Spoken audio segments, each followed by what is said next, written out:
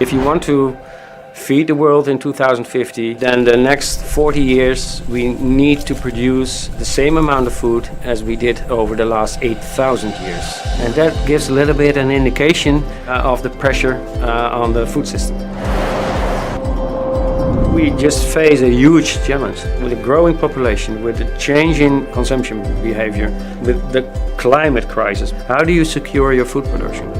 The real secret is the sustainable production. It should be with less inputs, less fertilizer, less pesticides, less water. It needs to be sustainable, otherwise we will destroy our planet. Yeah.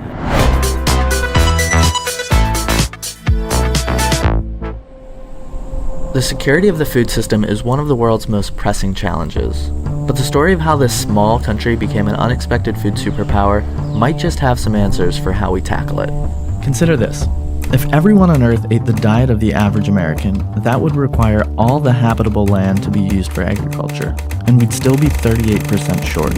And that's right now. What do we do when there are 2 billion more people? Well, the key is more exciting than it sounds, and that's efficiency. Basically, how do we produce a lot more on the land we're already using and do it using a lot fewer natural resources? When it comes to sustainable agriculture, one country has seemed to crack the code.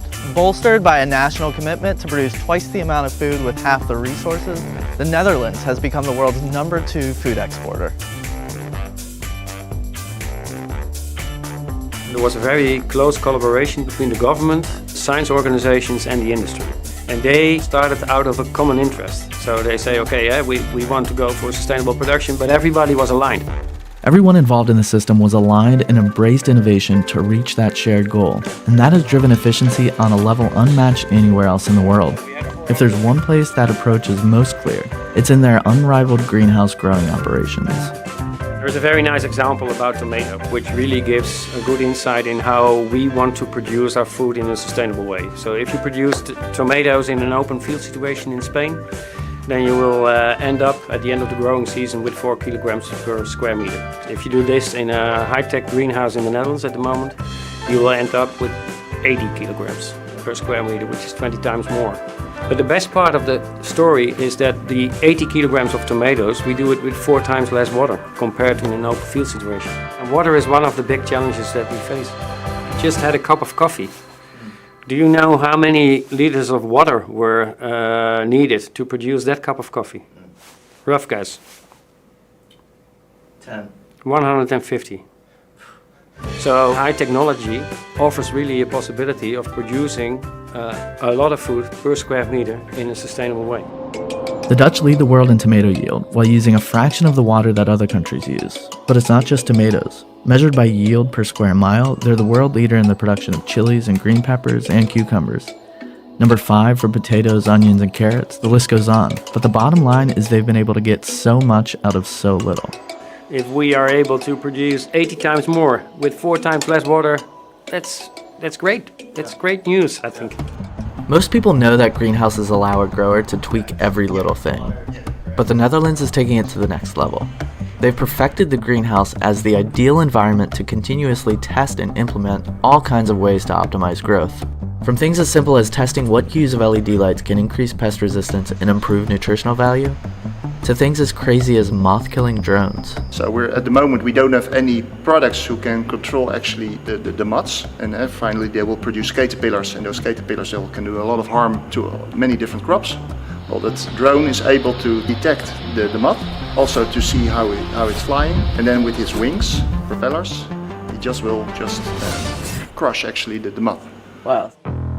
There's a relentless drive towards innovation to create better and more efficient growing techniques. They've even started taking the human touch completely out of it.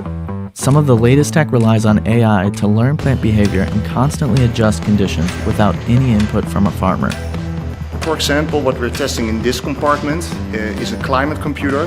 So we have different sensors, and it's actually, we measure the plant activity. And based on the plant activity, the computer is actually controlling the whole climate by itself. Ultimately, the key to solving our global food challenge isn't just in relying on super efficient food producers to carry the weight for everyone else. It's learning from and adopting that technology. At the World Horti Center, you see that effort firsthand in an ongoing experiment. They've built basically a greenhouse within a greenhouse.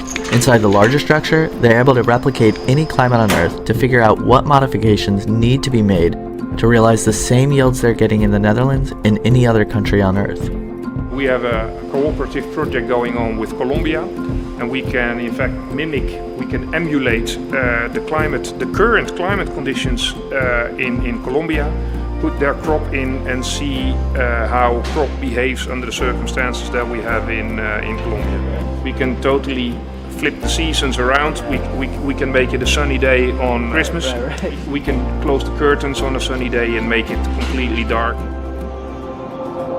I think in the long run, the future of the Netherlands should not be to be a producer for the rest of the world. We should be a developer for the rest of the world. We are the country that will export our knowledge on creating production facilities all over the world. Innovation starts really by bringing all these networks together. In the world we live nowadays, you need